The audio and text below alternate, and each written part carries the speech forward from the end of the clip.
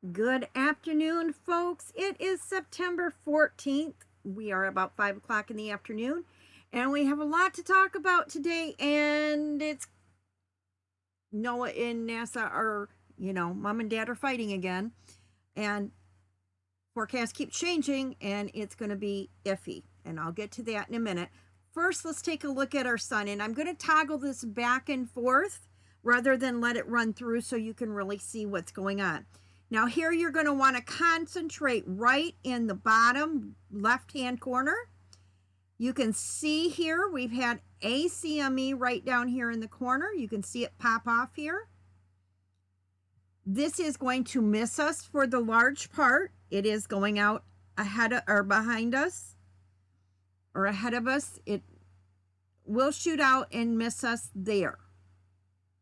But that sunspot is coming into Earth facing, and it will be where it's going to affect us soon. That may give us a bit of a graze, though. I'm not saying it won't be a total miss.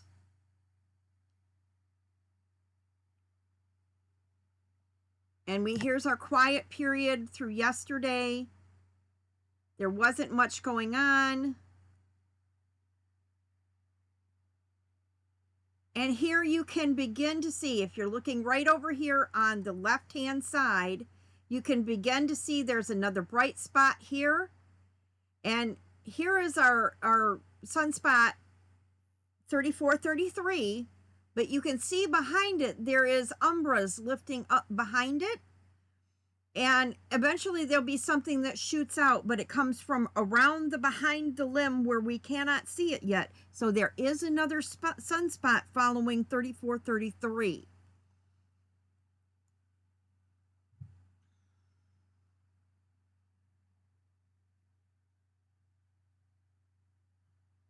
We're going to move through this in slow motion. We're starting to pick up a little more snapping and crackling here.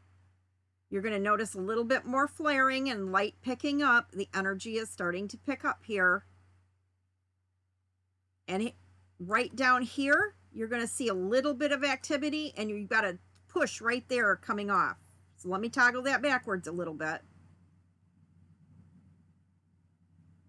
Okay, right here, we have a CME. Watch right here, and then watch up. I'll do it twice, and then watch up here. We've got two CMEs taking off right there. So here's a small CME down here in the left bottom corner. You can just see a filament eruption there. It's kicking off just a little bit, and then over on the top,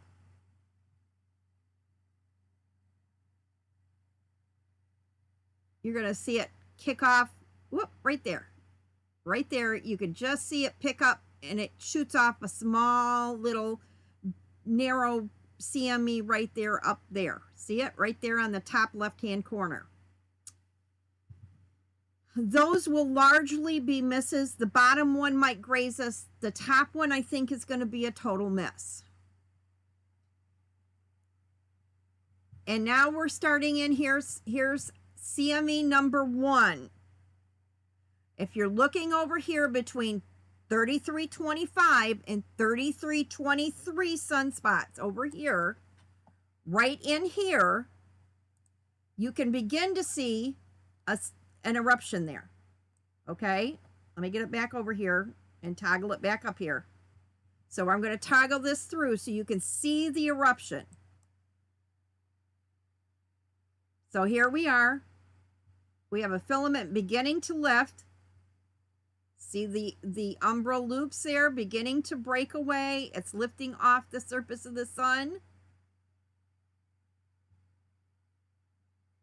and reforming. So here it is. Here it is. It's lifted off the sun here, and it's breaking away. And here is our reconnection. And remember, for newbies, solar energy, when you're dealing with plasma, happens like taffy.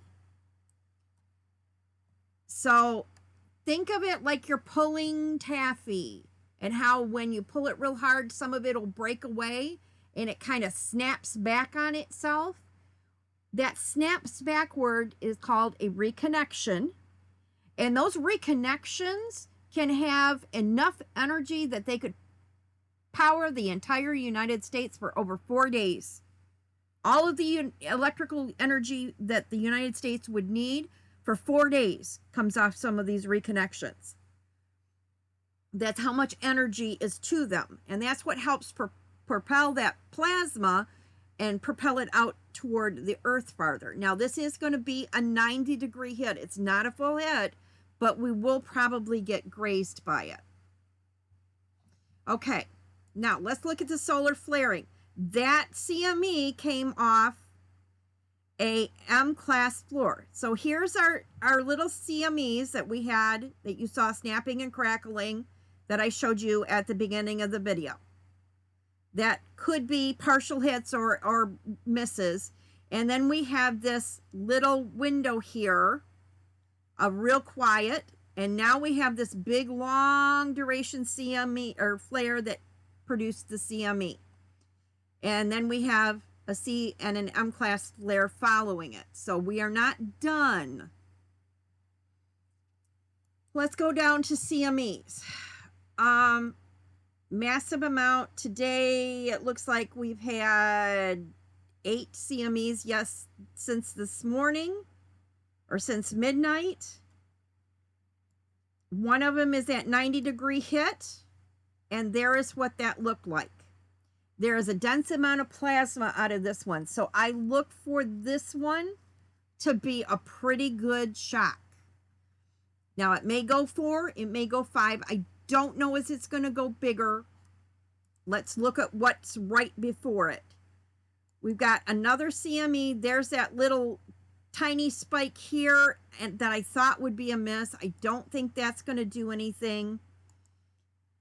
And I think that's going out the other way. I don't think there's too much in front of this that it's going to catch up with anything significant.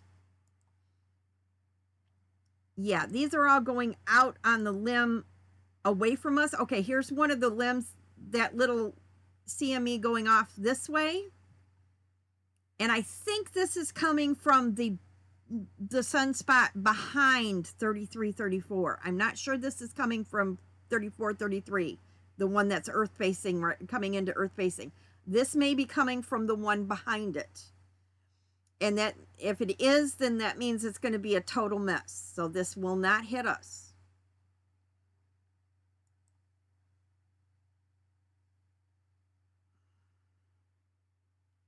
They're saying a 26 angular hit or an 88. Well, we might get 56. I don't think it'll hit us. Coming out at a 56 angle, and the width is a 26. I don't think it'll hit us. Now this might, you can see plasma moving around all the way around here at some degree, so there might be something here.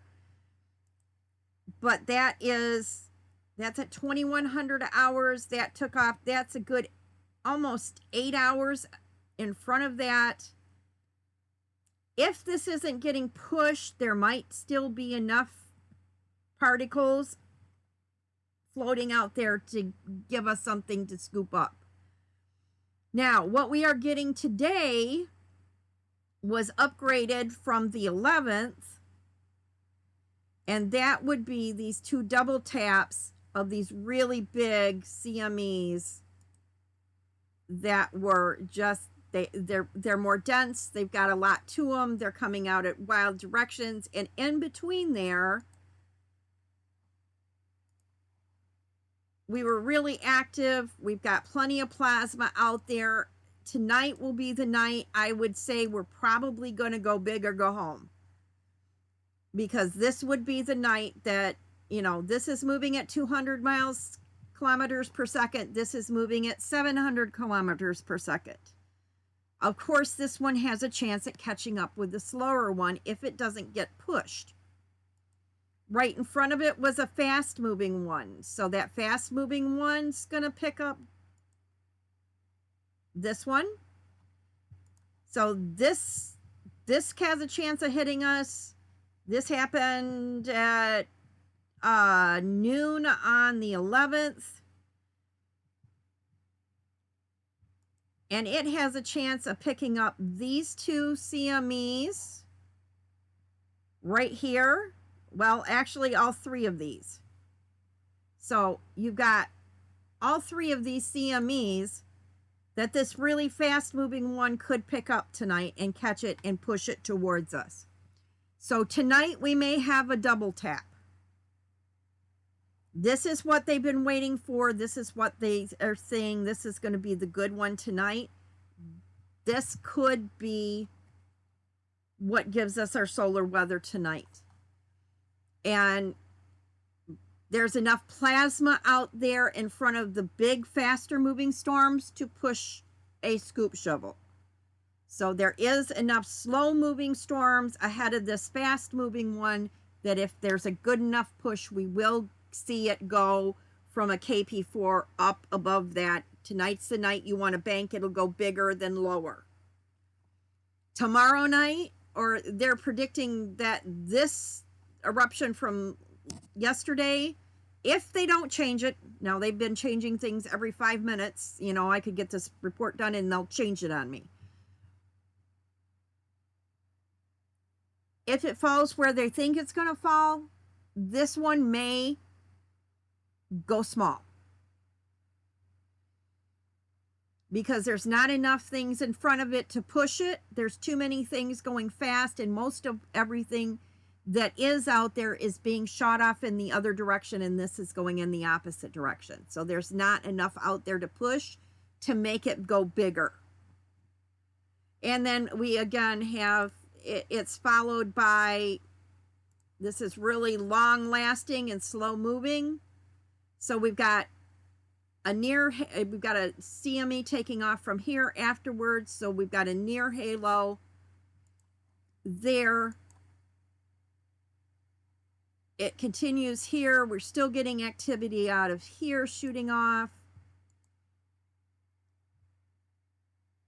And we've got a very dense plasma. So if it happens tonight, it could be a nice steady 4. If it doesn't happen tonight or Saturday night, then I look for it to happen maybe midday Sunday or into early Monday morning. Early Monday morning makes more sense because this is not moving terribly fast. And CMEs generally take between 12 to 36 hours to reach us. This is a midline storm. It might take 24 to 30 hours to hit us. So you want to bank, look at the speed that it's traveling and the maximum and the minimum speed it's traveling and go, well, it could be, it's going to be somewhere in this window of 24 hours. Now, let's look at our sunspots.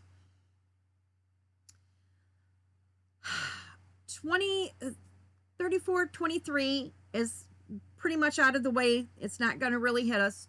34, 25 gave us our big CME from last night, and the filament lifted off between these two polarities right here. So between your positive and negative, we had a roping filament here, and that is what took off from the sun. And it has produced another C-class storm. Here is an M-class 29, produced an M-class storm. And you can see how much more, you look at this. This is not very complex. It's a B-class storm. It is shrinking because it's coming out of that connected magnetic field line between Earth and Sun, and it's starting to die down. So it's starting to shred. It's expended its energy.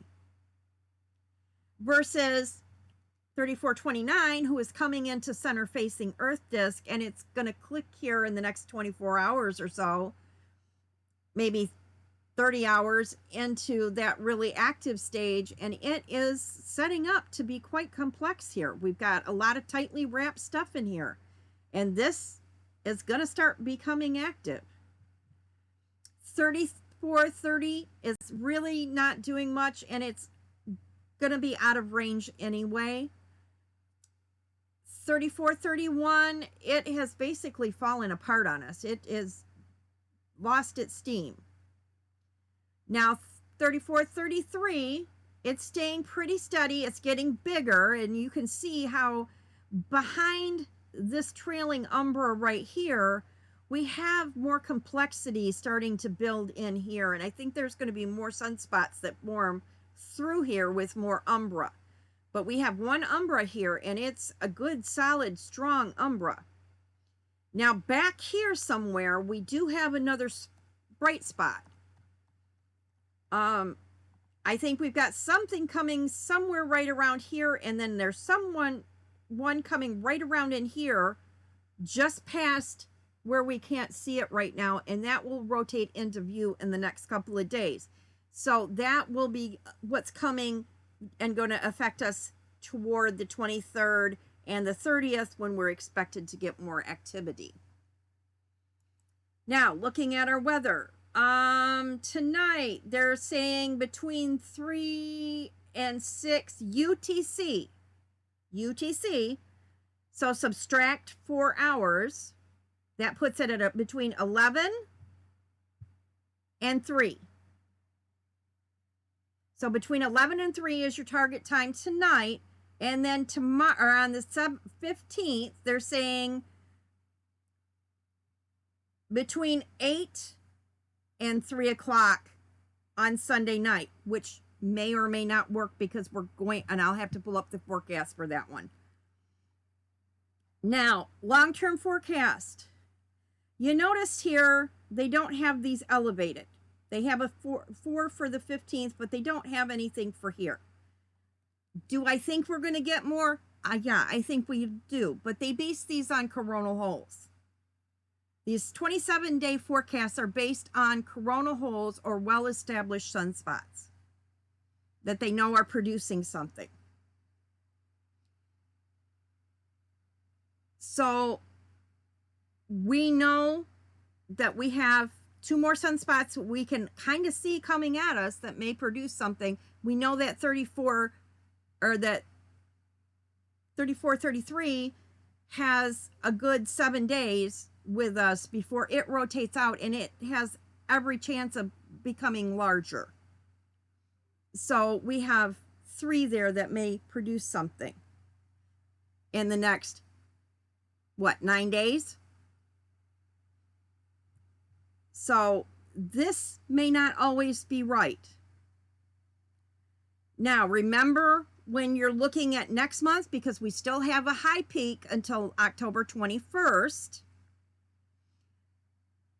we have the chance to have the same sunspots rotating back through, or similar sunspots rotating back through, and they can produce activity on those times again, but we need to back it up 3 days. Because this is a 27-day cycle, we back it up 3 days. All right, looking at our forecast, tonight we are in luck. Tonight we're going to be good. Tomorrow night, Saturday night, into Sunday morning, we are not going to be good. Sorry to say, but we have a system moving through, and I will real quick pull up. Let me see. Hang on. Let me see if this is the one I need. Yeah, this is the one I need. So we got Thursday, Friday, Wisconsin on the western side, possibly into mid-Wisconsin. Friday, you're going to have a hard time. Saturday, Wisconsin's going to have a hard time, and possibly parts of Michigan. Sunday, this is Saturday afternoon. This is going to be moving into Michigan. Sunday by midnight, this is going to just be tipping into Michigan. So if this is hitting Sunday morning, most of us aren't going to see anything out of this what happened last night, because we're going to be in the middle of storms. Unless the storms are broken and squally, which I don't think they're going to be. They are hoping that this weather system that's moving through is going to be what holds the hurricane off the United States. Now, here's the hitch. Here is the hitch. This is a high pressure cell. The hurricane's a high pressure cell. And we've got a low pressure cell here, a high pressure cell here, high pressure cell here, high pressure cell here. If for some reason that this is a bigger storm than expected and we get a lot more electromagnetic energy dumped into our atmosphere, it can increase this hurricane. If it increases the hurricane or increases our weather front, it's going to determine whether it moves faster or slower. If that hurricane turns inland, it may hold our weather pattern off. It may stop our weather pattern and hold it back a little bit if we get enough of a boost to strengthen that hurricane, which we're all hoping it doesn't, honestly. We don't want to see that happen. And we don't want to see it make a left turn, because that's really going to put New York City and a lot of coastal towns right in harm's way. But it can, now that we've had a really good size CME here, dump a lot of energy into that hurricane. And it may have the potential, if it's still sitting in warm waters and it doesn't have the wind shear from this system over here to shear it off at the top, it could build this storm up. And that's what we're looking at there. Now, we do have light smoke over most of our area. This may change.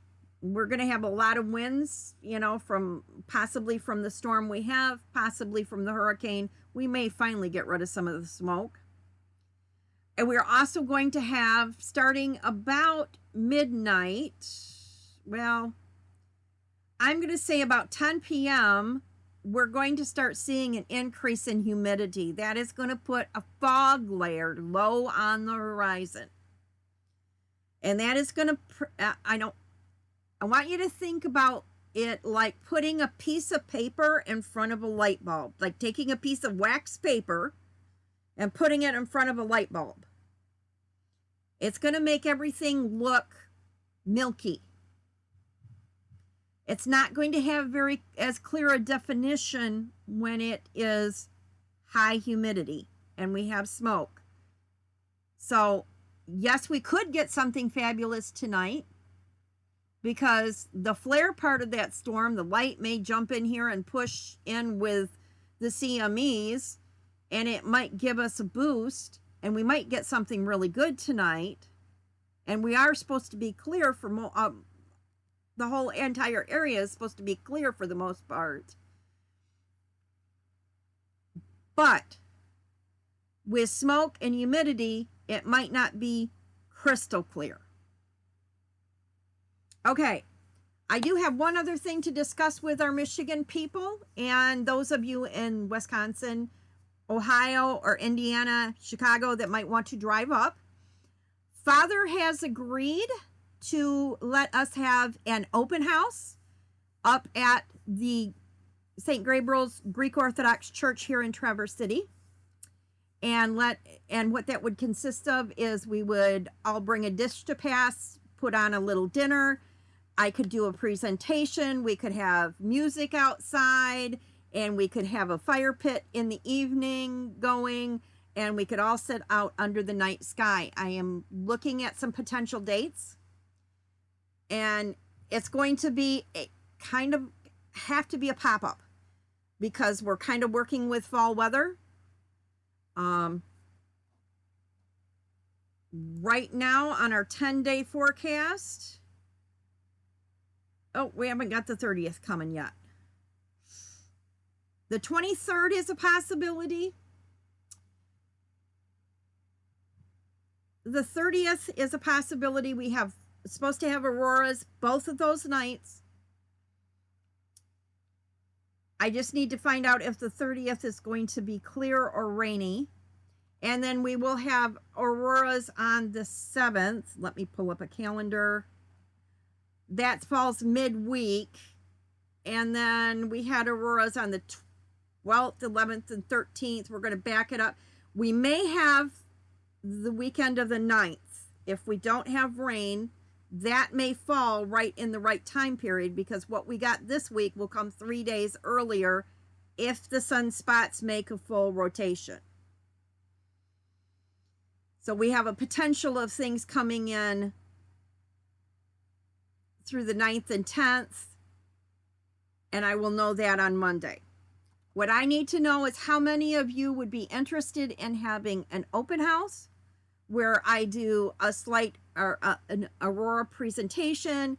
We all get together. It's more about meet and greet your other aurora hunters. Get to know people so that the people you meet are not strangers in the dark.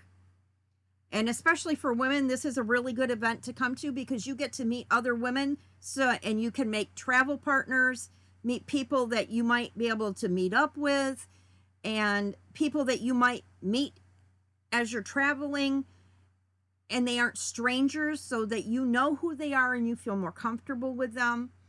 So this meet and greet is a really good way for us to start bonding as aurora hunters and start building our network up so more people know each other. It's a good way to find people to help you out with what you don't know, because there will be people with various skills and degrees of knowledge on hand. Somebody will be able to grab you and help you if you don't know what you're doing. And we can just have a good time in the evening. I'll give a talk on the basics of aurora hunting. We'll do a little bit of a talk about different things. I will maybe talk and see if I can get somebody from the AT&T store to come down and talk about the different cell phones that are out there, because I know a lot of people are going to the cell phones and would like to know